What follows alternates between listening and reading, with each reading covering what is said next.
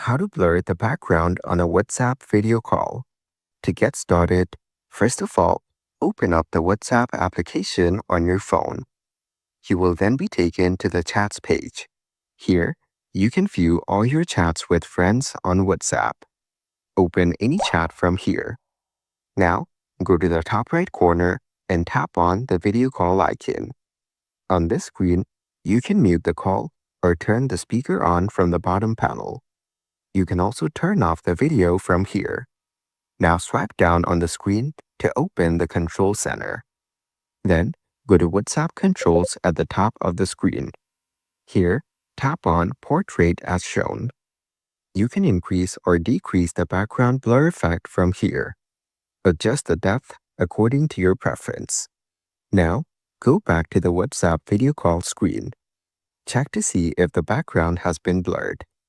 Following these steps, you can easily blur the background on a WhatsApp video call.